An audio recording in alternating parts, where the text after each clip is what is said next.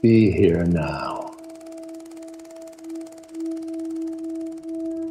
Just be here now.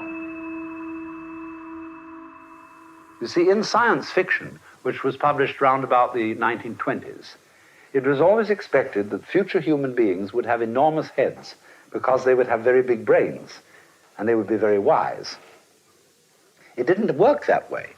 What happens is that the human race is building a brain outside its body. That is to say, an interlocking electronic network of telephonic, television, radionic communications, which is rapidly being interlocked with computers, so that you will, within a few years, be able to plug your own brain into a computer.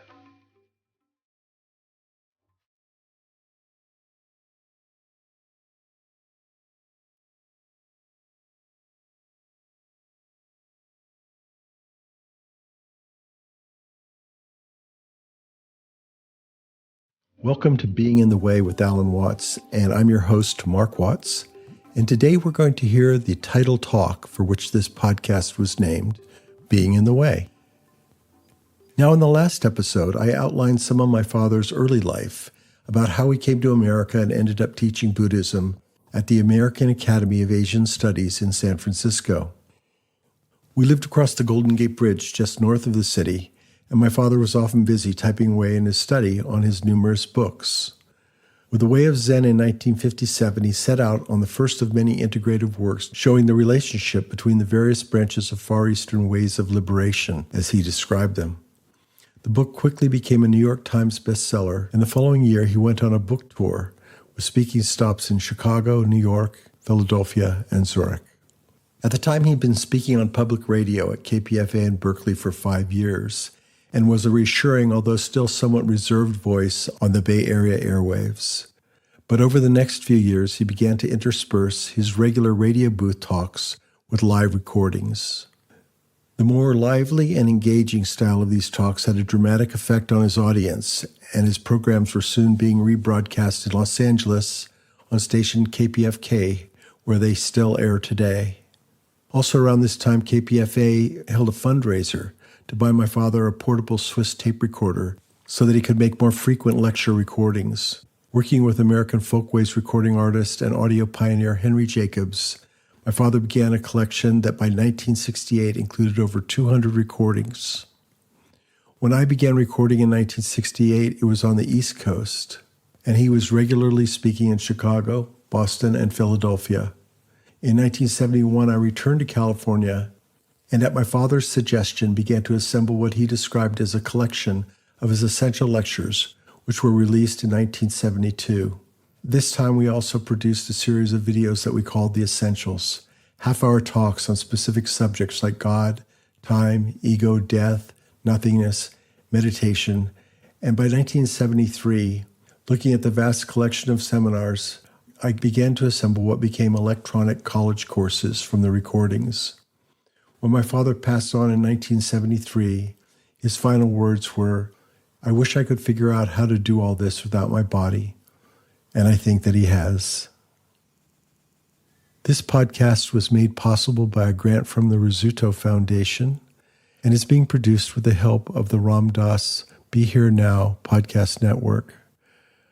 Our theme music is by Zakir Hussain and the Rhythm Experience, courtesy of Moment Records. And to find out more about the legacy of Alan Watts, please visit alanwatts.org on the internet. And now here's my father with Being in the Way, Part 1.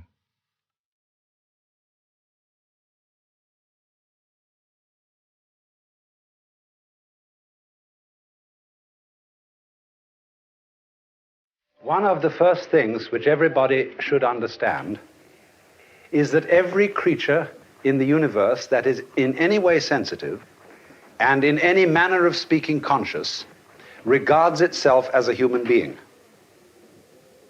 That is to say, it knows and is aware of a hierarchy of beings above it and a hierarchy of beings below it. If you take such a tiny creature as a fruit fly, which lives only a few days,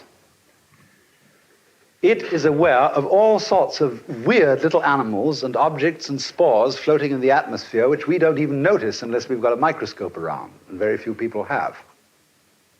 And it criticizes them as being inferior animals and all that sort of thing, whereas human beings are things that it doesn't comprehend.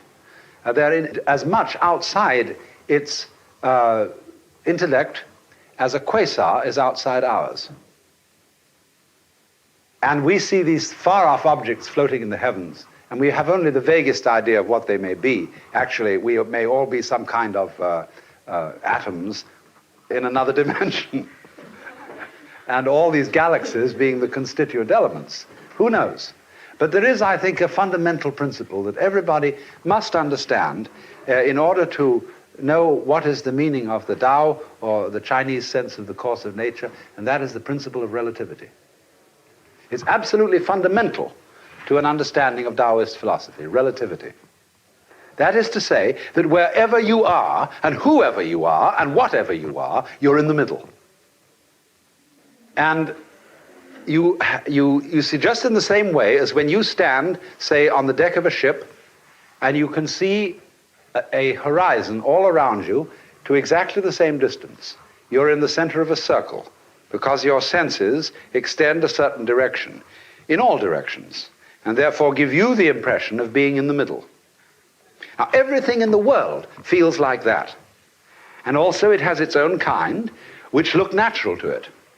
You see, spiders and hydras and sea urchins and so on don't look very natural to us. We say, well, I wouldn't want to look like that.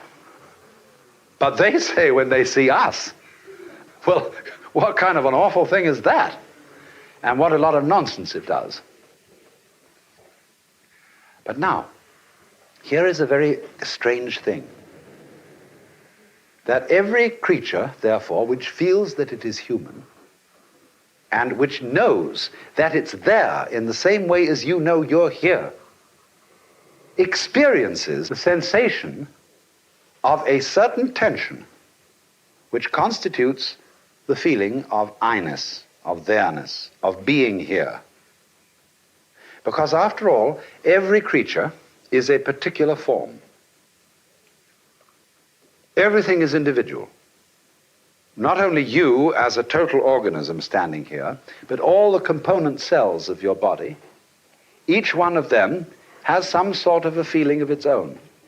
And it is individual. You can look at a microscope at the right level of magnification, and you can see that thing there with its own little life. And if you examine the stream of your blood, you'll find it full of all kinds of organisms that are having all sorts of conspiracies and games and plots and eating each other and doing these things that like we do. Only we realize that we wouldn't be healthy as a total organism unless there were all these wars and fights and plots and politics going on between the various cells in our blood. But from their point of view, you see, they feel a little bit put out. And we're in the same situation because very slowly the human beings on the surface of the planet are realizing themselves into a total planetary organism with an electronic nervous system. You see, in science fiction, which was published round about the 1920s, it was always expected that future human beings would have enormous heads because they would have very big brains and they would be very wise. It didn't work that way. What happens is that the human race is building a brain outside its body. That is to say, an interlocking electronic network of telephonic, television, radionic communications, which is rapidly being interlocked with computers, so that you will, within a few years, be able to plug your own brain into a computer. You'll have a little gadget here behind the ear that will slightly like a hearing aid. And that will be integrated with your brain in such a way that you can plug in right here. That will only be an intermediate stage, because just in the same way as when we thought that all communications by electricity had to go through wires, and then we got rid of the wires and got radio and television, so in exactly the same way we'll eventually get rid of telephones and radio and television, and will communicate by some entirely new method that is at present called ESP. But that will mean that absolutely nobody has a private life anymore. You will have no defenses. Everybody else will see right through you. And some people will protest and say, well, this is terrible. There's no privacy anymore. That means there's no me. Well, that's what's happened to your own cells and your own neurons. And they objected at some time in the course of evolution, we're getting our private life taken away. We're being organized into a body. And we're doing the same thing. Only we have got to try and see if we can be clever about it. And that is to say, to do two things at once. To have this tremendous openness to each other, whereby I don't care if you read my thoughts, and you don't care if I read yours, but at the same time, nevertheless, each one of us retains a peculiar individuality. Almost in the same way as nothing could be more unlike a stomach than a heart, despite the fact that it is an organism functioning altogether.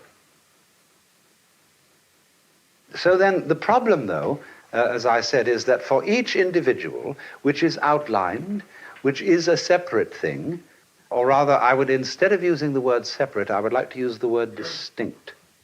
Separate, as I use the word, means disjointed, cut off from. Distinct means a feature of something where an absolutely distinguishable pattern is part of a larger pattern of a whole. So something can be distinct without being separate, in just the same way as back and front can be very different and yet inseparable. So then, there is then this sensation of practically every living being of constituting a center of tension and of resistance. That is to say, of being a little bit blocked, or shall I say, of being in the way, being in one's own way. Imagine the opposite. Let us suppose, for example, that you got up in the morning with a feeling of total transparency. There's no resistance in your organism to the external world. You just float through it. You're part of it, it's part of you, and just in the same way, for example, that when you see, if you see well, you aren't aware of your eyes. But if there's something wrong with your eyes, and you see spots in front of you, then you are looking at your eyes, and your eyes are getting in your own way. So the Taoist sage Zhuangzi says that when clothes fit well, you are not aware of them. When your girdle or belt fits properly, you're not aware of it. Good shoes, you're unconscious of. And so in exactly the same way, the perfect form of man is unaware of himself because he doesn't get in his own way. He is thus, in this sense, completely transparent. Now, you were thinking I'm trying to sell you a bill of goods, that I'm going to teach you some technique so that you can feel perfectly transparent, and that this is the proper way to feel, this is the way you ought to feel. Now, it's not that simple. Point is, to begin with, if you do, in a really rather natural way, feel alone and feel a little bit vulnerable, that you've got a soft skin and you've got a weak heart and you've got all those ills that the human body is heir to going on inside you. Let's begin with that. And that fact we hurt a bit. And through hurting a bit, we know we're here. And this is part of the whole meaning of penances and all sorts of trials that people go through and all kinds of adventures and all sorts of very, very difficult massage experiences and so on, is that as a result of this, it becomes quite apparent that you do truly exist. You are there. You are a kind of an obstacle to the flow of life. And as life impinges upon you, whammo, you rebound and you hurt a bit, and so you are there. Now then, although people cultivate this, they say, in general, it would be not that way. We'd like to forget ourselves. And so ever so many people say, well, I want something to lose myself in. I want something to belong to. I want to join a religion where I can sort of feel that I take part. I mean something. Or I go to the movies to forget myself. I read a mystery story to forget myself. I get drunk to forget myself. Because the peculiar quality of the drug called alcohol is that it turns you off. It makes you increasingly insensitive to pain and to being and so on, so that you can get a certain vague sense, a rather misty sense of floating. But here it is. So as things stand, one ordinarily doesn't feel that way and therefore takes alcohol or something in order to disappear, in order to feel less this sensation of resisting the world. Do you know, if you study your body and its dynamics, you will find that you are fighting all the time. Most people are, some aren't, but most people are fighting the external world all the time. My friend Charlotte Selver often tries an experiment where she makes a person lie down on the floor and says to them, now look, the floor is solid and it will hold you up. You don't have to do anything to stay where you are. Just lie on the floor. And then she looks at the person, or may touch them slightly, and say, do you realize you are making all sorts of efforts to hold yourself together? Because you are basically afraid that if you don't do that, you'll just go bleh and disappear into a kind of formless goo all over the floor. But you won't, you see? Your skin, bones, your muscle tonus and everything is all there naturally, and it will hold you together. There's nothing to worry about. And all you have to do is lie on the floor. And you don't have to make any special efforts to stay together. But very many people are afraid that they will fall apart or somehow disintegrate if they don't make efforts to hold themselves together, or else that they will be disintegrated by some outside agency if they're not constantly on the alert like this, all around, you see, to protect themselves. Now, I'm not a preacher. That's the most important thing to understand about me. I'm not saying you shouldn't do that, but I'm inviting you to become immensely aware of the fact that if you do that at all, that you do it. And that you have, therefore, this sense of being alone, of being a particular, separate form that is unlike any other form on earth. That's just you. And concentrate on that. After all, for many people, they define this as their problem. So you ought to be able to feel it without the slightest difficulty. It isn't as if I were asking you to feel some transcendental sensation or something of that kind. This is just a very ordinary sense of being you and being alone. Now, as you focus on that sensation of distinctness, we'll even call this one separateness, because we have been brought up to feel separate. We have been brought up to feel actually disjoined from the external world, although that is pure mythology and doesn't exist at all. You're as much part of the external world as a whirlpool is part of a stream. But we're brought up not to notice that. But if you've been brought up that way and you don't notice that you're as much part of the world as a whirlpool is of a stream, you feel this intense separateness. The thing to do with all feelings that you don't like is to experience them as deeply as possible and go into the inmost depths of loneliness, and indeed, let us say, the inmost depths of selfishness. Are you selfish? You know, lots of people try to pretend they aren't and say, well, I try not to be, but I guess I don't succeed all the time.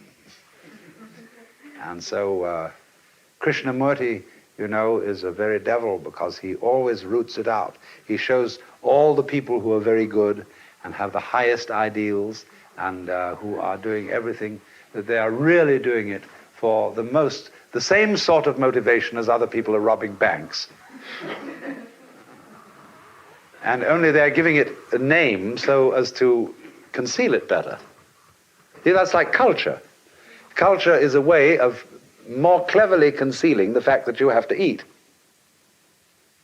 See, like the Queen of Spain, who in the days of the 1860s came on with these enormous skirts and floated into the room and, was sort of coming on like she was an angel. And somebody, when they were first invented, gave her a present of beautiful silk stockings, a dozen pairs, and sent them to the Queen. And Her Majesty's Chamberlain replied with a letter returning the stockings and saying, "Her Majesty the Queen of Spain does not have legs."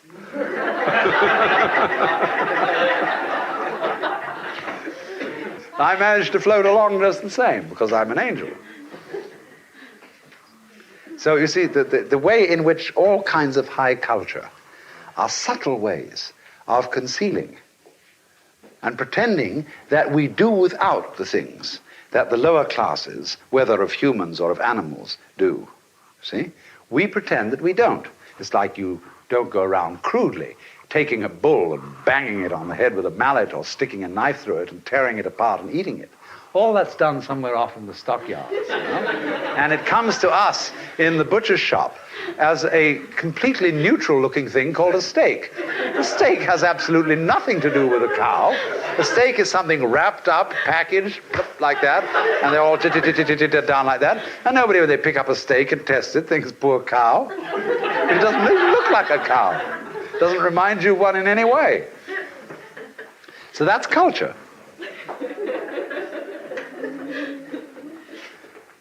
But you see, however much you mask it under lofty ideals, I mean, the most religious people in the world, the greatest saints, are the veriest rascals. I've known lots of them. So when anybody is frighteningly holy, you know that that guy is playing an extremely far-out game. Because he has put so many layers and so many wiggles between what he's outwardly doing and his inward irreducible rascality, that he's a very cultured being indeed and is playing a very complicated game. In Hebrew theology, incidentally, it is admitted, quite frankly, that there is a thing called the Yetzer Hara. And in the beginning of time, when God created Adam, he implanted in him the Yetzer Hara. And the Yetzer Hara means the wayward spirit. He put something funny in man so that man would be a little odd. And it was a result of the Yetzer Hara that Adam was tempted by Eve, who was tempted by the serpent to eat that famous fruit.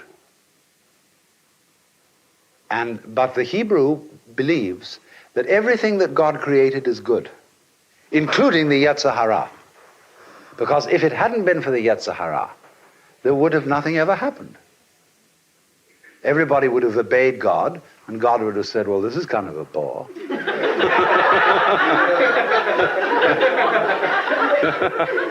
And so, now, but you see, you can't just get up to someone and say, disobey me. Because if they do, they're obeying you. See, that's a double bind. Say to somebody, disobey me. But God was much more subtle than that. He didn't tell Adam to disobey him. He told him to obey. But subtly, he put this Yetzer Hara thing in like that, so that God would say, well, I'm not responsible.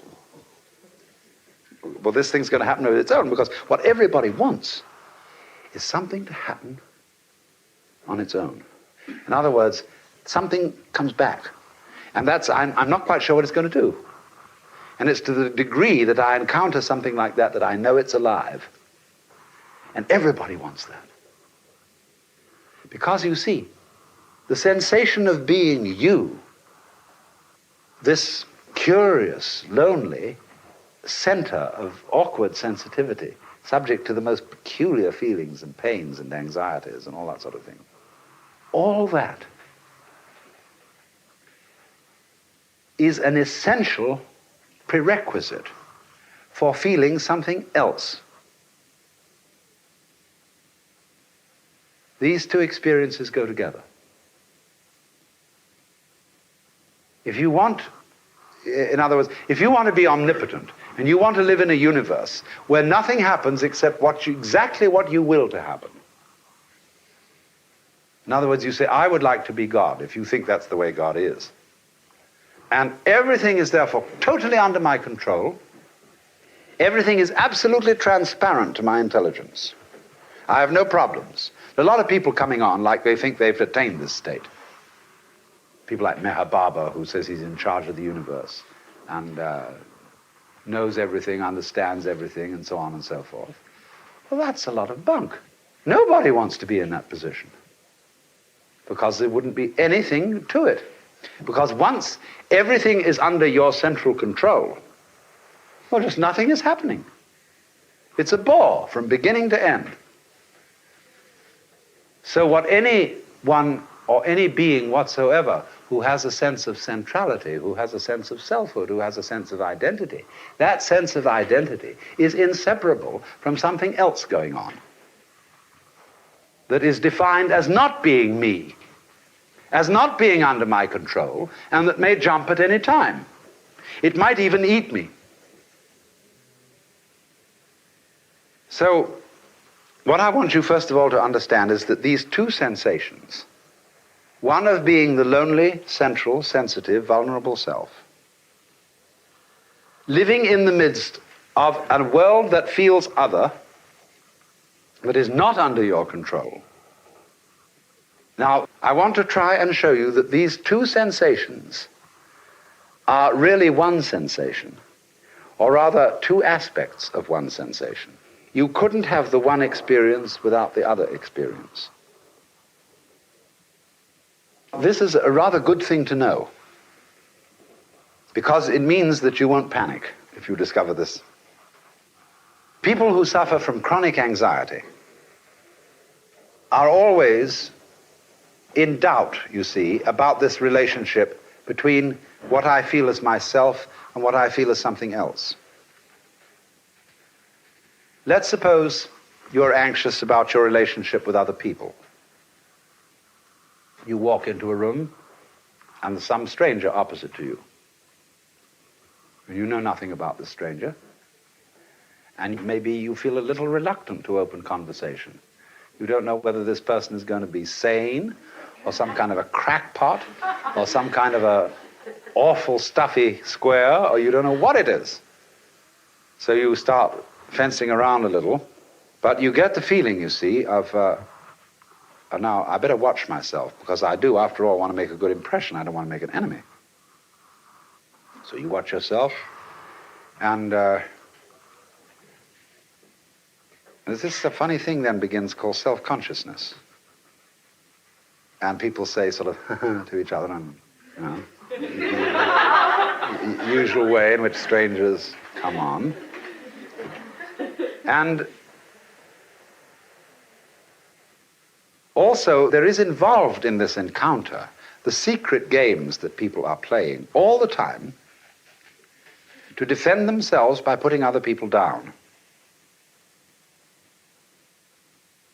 You see, every living being, if the truth be told, is a manifestation of everything that there is. What we call God in old-fashioned language. Every human being is. And every one, as I look around, I can see every one of you as the divine being coming at me in a different way. Crazy. But the thing is that what we do is to try and prevent people from realizing that this is so, by pointing out to them in the most subtle ways their limitations.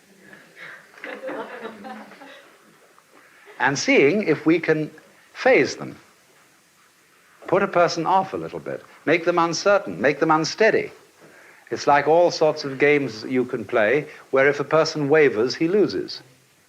Where it's absolutely essential that he has total nerve in order to win. But people play that with each other all the time. And the reason they do it is not the reason they think. It is that if everybody were perfectly clear that they were a manifestation of the divine being, nothing very much would happen. But so as to keep everybody a little bit unclear about it, the whole thing bugs itself and creates these little doubts. So what we're beginning with is these little doubts, you see, these sensations of blockage, of not being very sure of yourself, but knowing very much indeed that you are yourself and that you're alone and it's all up to you. It's a terrible feeling of responsibility. So, but what I'm trying to point out to you is if you intensify that feeling and bring it to its highest pitch, you will immediately realize that you are aware of it only by virtue of the entire sensation of something else, something defined as not you. So the feeling of not you and the feeling of you are relative.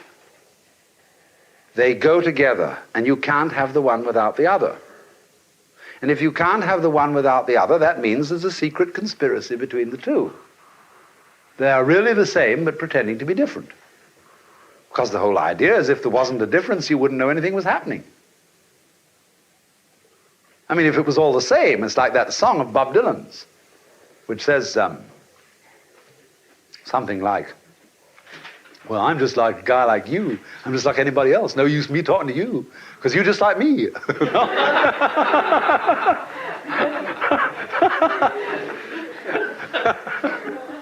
So the whole point is then if everybody were the same and all shared the same ideas exactly and so on, there'd be nothing to talk about, because everybody would be a bore. There'd be just yourself echoing back at you, you see, and you'd feel like a madman in a hall of mirrors, where everything you went was just yourself, you see, in all directions, just you. Well, that's no fun. But you may think that I'm speaking in favor of some kind of schizoid, pluralistic universe. No, the whole point is this, that difference and every kind of variety of differentiation is the way through which unity is discovered. So, however, wherever you notice a difference, the difference has two sides. What it is and what it's not. And these two sides, since you can't have the one side without the other side, they're really one. Because they go together, inseparably.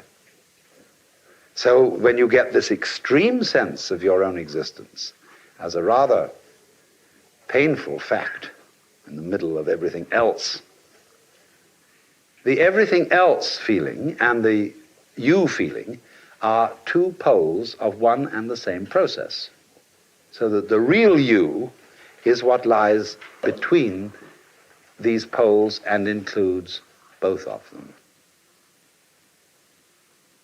Now, this is the fundamental principle of the whole way in which ancient Chinese thought developed.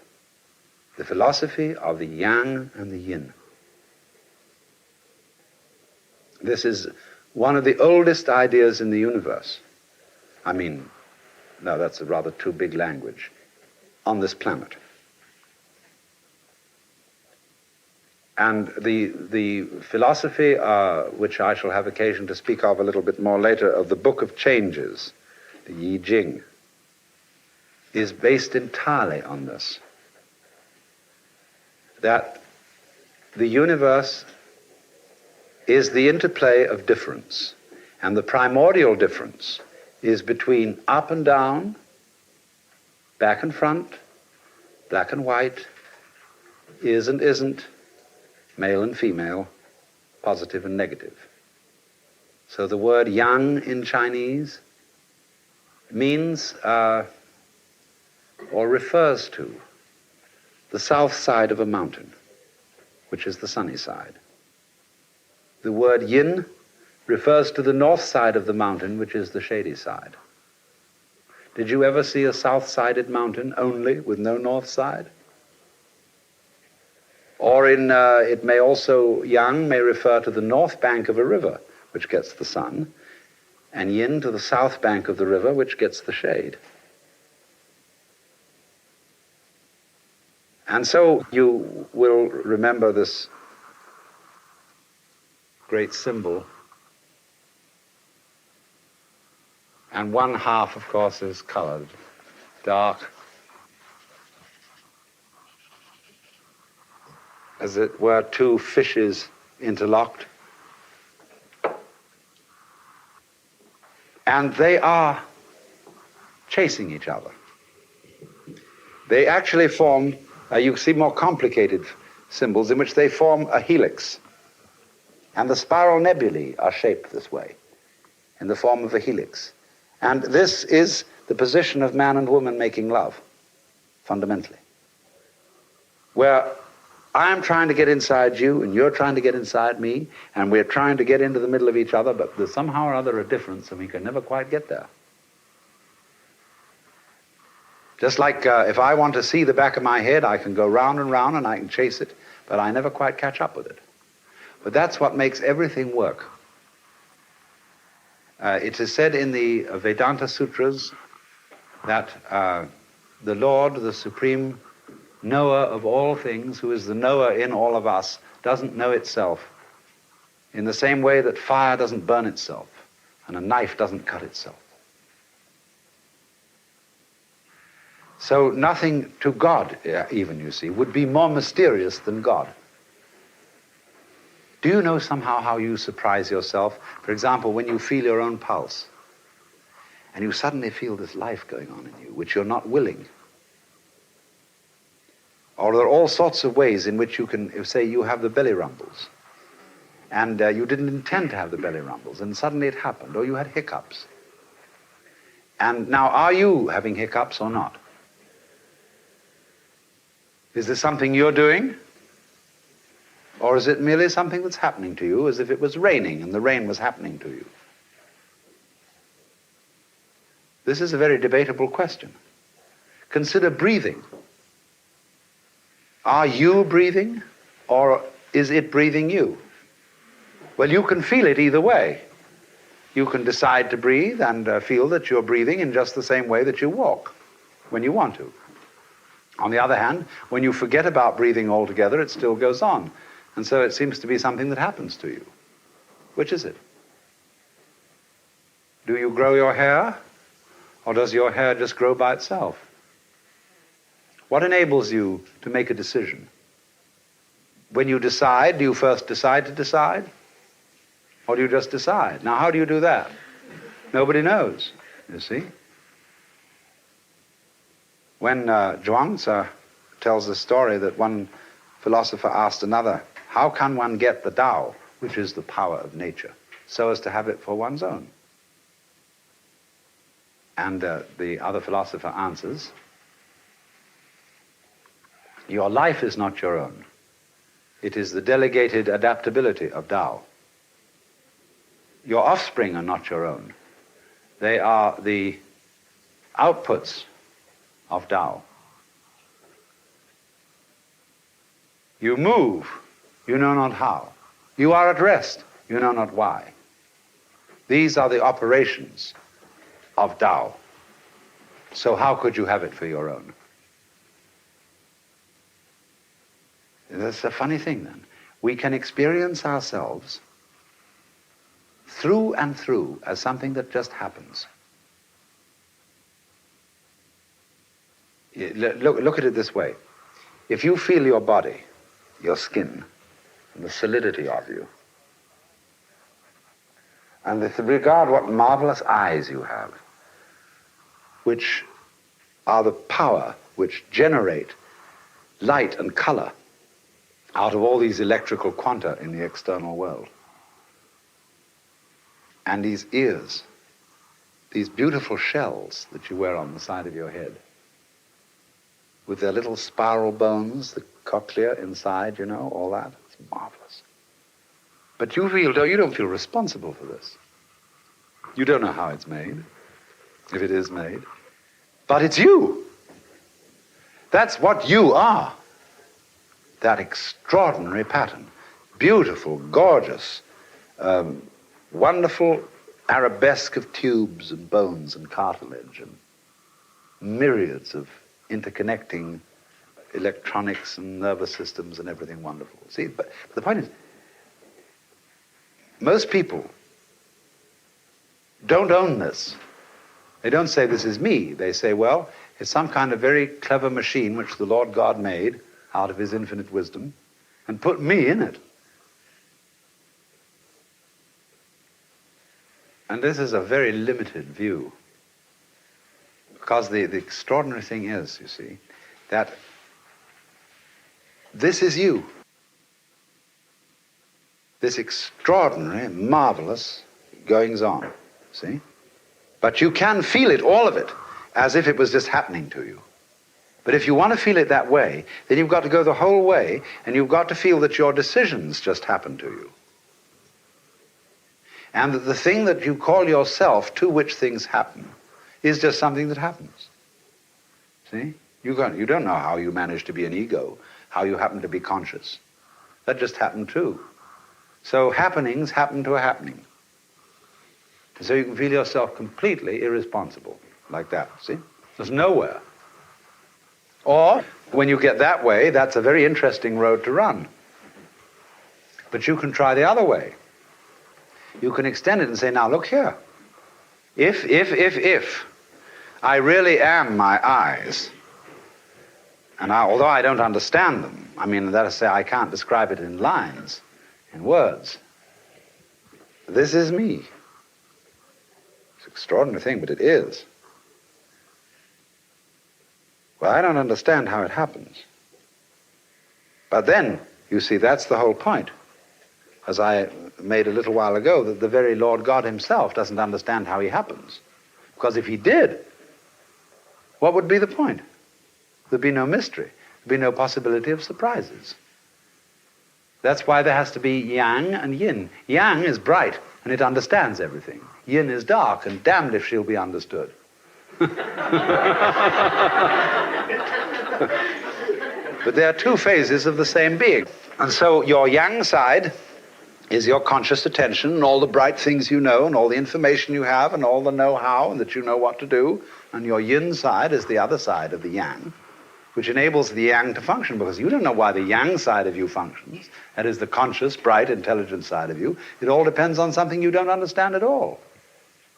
Because if it didn't, it wouldn't be there. Just like you wouldn't be here unless there was something else. So they move together.